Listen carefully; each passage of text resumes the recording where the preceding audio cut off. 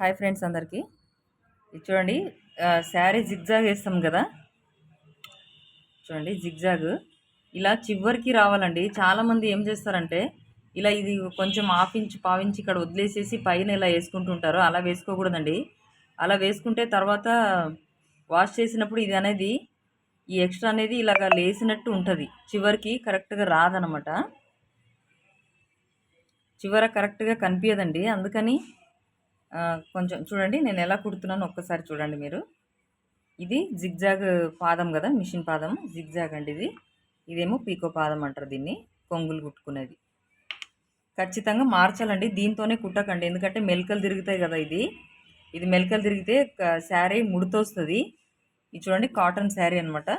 నేను fall wash చేసాను, iron చేయలేదండి. వాష్ అయితే చేశాను. కంపల్సరీ వాష్ చేసుకోండి. తర్వాత శారీ వాటర్లో వేసినప్పుడు ఏమవుతుందంటే ఇది ముడత వచ్చేసి ఈ శారీకి నీట్గా రాదనమాట. అందుకే ఖచ్చితంగా వాటర్లో అయితే వేసుకోండి. వీలైతే ఐరన్ కూడా చేసుకోండి ఫాల్ని, శారీ ఫాల్. ఓకేనా? చూడండి ఈ రెండింటి మిడిల్లోనే పెట్టుకోవాలి.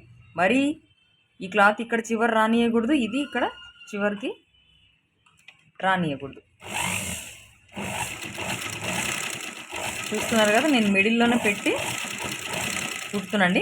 చిన్న కుట్టు అయితే పెట్టుకోండి. చూడండి ఎంత నీట్గా వస్తుందో. ఇలాగ చివరికి అనేది రావాలన్నమాట. ఇలా చివరికి రావడం వల్ల మీకు శారీ జిగ్జాగ్ వేసినప్పుడు చాలా నీట్గా వస్తుందండి. చాలా కస్టమర్ పేరు పెట్టారు, అంత బాగా వస్తుంది అనమాట.